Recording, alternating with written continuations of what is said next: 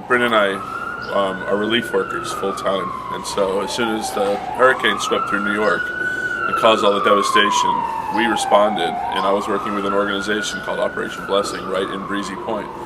And so I got to Breezy Point about 48 hours after the storm and was there for several weeks. And we were coordinating all the volunteer effort, so volunteers from the city that wanted to come in and help people clean up their homes were coming to us, and we were working with the community to identify people that needed help. So just a few days after the storm, I was in that neighborhood in Breezy Point that had completely burnt to the ground to see if there were any residents that needed help there. And I noticed this one guy digging through the ashes and the rubble of his home that had completely burnt right down to the foundations. And it was Timmy, and he was just on his own digging.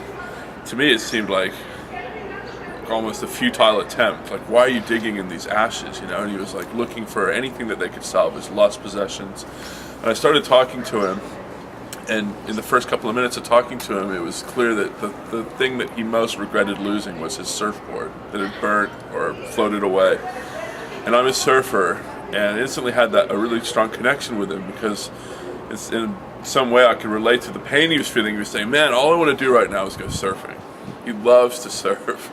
And so we started talking, and the more we talked, the more he opened up and told me about himself, that he was an iron worker who'd been working on the Freedom Tower.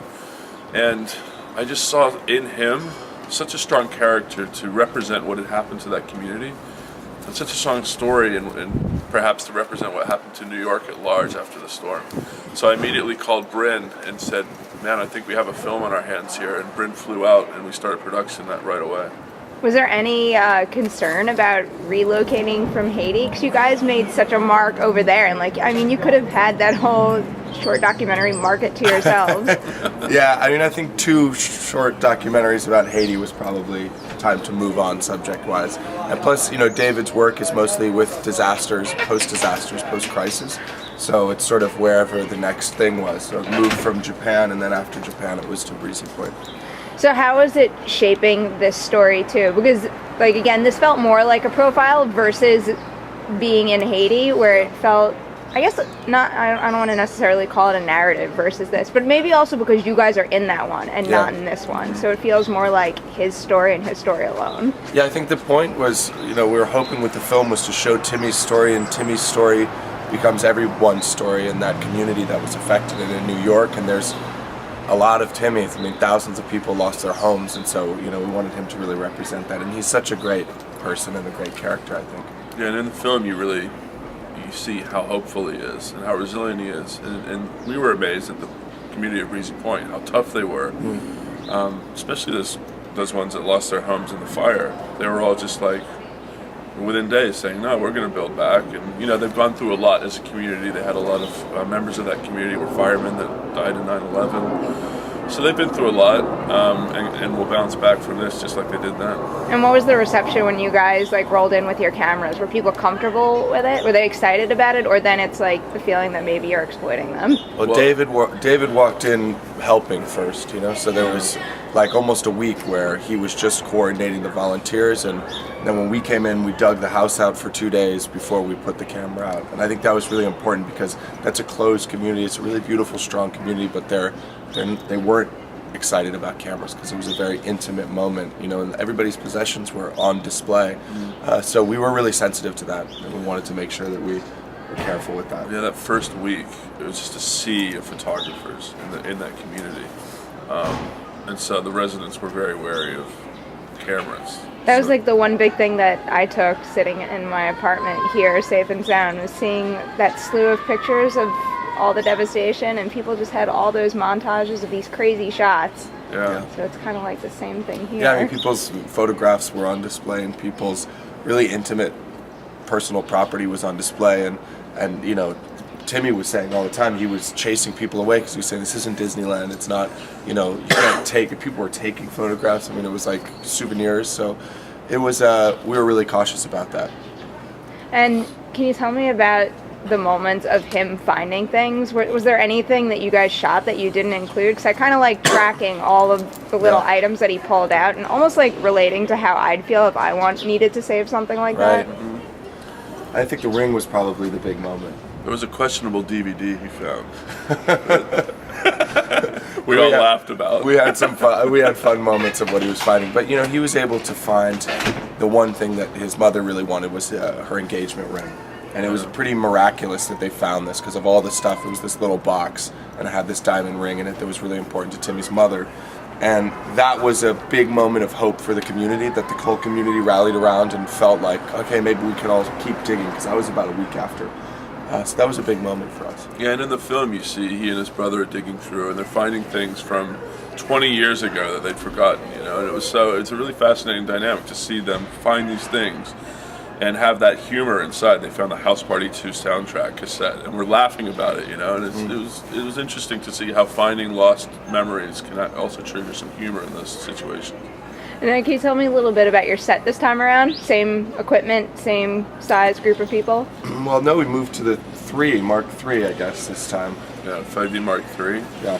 And then some of the surfing shots had a 70 to 200 Canon with a doubler on it because he was way out. And those were really tough shots to get because the whole film was shot in the mid of winter and it was freezing out there. And it's kind of strange. It's strange when you look at Timmy in the wetsuit in the sun. It looks like it's tropical and warm, but Bryn and I were just like puff jackets trying to operate the cameras, shivering so hard. And then there's some GoPro as well, shots on the surfboard that we mounted on the board. And some GoPro shots that Timmy shot as well, which to me are some of the most powerful shots in the film, where it's just him in the wreckage of his home. He starts the GoPro, puts it down, and then just starts digging through, and then that's one of the final scenes where you see him finding photographs and holding them up to the camera himself. Yeah, that is the most powerful scene. Yeah, he loves to shoot with the GoPro, so he was sending us cards full of images of him surfing and digging through the rubble that he had set up himself, and so it was just we would get one of these in the mail and go, oh my god, I can't wait to see what he's got in this. How much footage did you guys come back with? We shoot we shoot pretty sparse, I suppose. We shoot very purposefully, which is something we've learned to do from our work in disaster zones when you have to be quick and do fast turnaround stuff. Yeah. So we don't come back with a lot. Has your process changed at all, along the way? Have you learned things and put together, kind of a plan at this point? I think for one, we're not editing in my tent anymore in Haiti, which is good, because now we have, a roof over our heads when we edit. But one thing that's been great is the more that we've, this is our third film sort of festival circuit, and so we see a lot of short documentaries. So I think for us, for me at least, I'm just learning so much at all these festivals, stealing a lot of things from other people's films, borrowing stuff. It's all those things of just wow, he could do that, or he used this, or he did this technique, or this is an interesting way to tell that story. So I think we learn a lot like that. Yeah. Is there a pressure to keep it up? This is 3 for 3 now, so are you aiming to come back for 4? I think it's done. No, there's no pressure to keep it up, but these films are a passion project for us, and we're already in the works on, the next couple that are happening. This one we wanted, when we were starting to shoot it, we were thinking about Tribeca because we thought, okay, we have to get it done by this time. It's a great film for New York. It'd be a perfect film for the festival. So it was definitely in our minds when we were shooting. And what about features? Isn't that the next step? It's next. Anything in mind? We have time. Once we're working in disaster zones, right? So it's we don't have time to dedicate a year. Yeah. But we did shoot a documentary in Uganda that's a really great film about these spacemen, these astronauts who are building spaceships going up to Mars, and that's the next film. It's a full feature? We don't know what it's going. We're cutting it now. It might be. We're excited about it. It might not be a full feature, but it might be a narrative piece rather than a documentary. Yeah. Be interesting. I'm curious already. Yeah, I like that tagline, logline. Yeah, it's going to be good. And how about Riot? How's everything doing with that?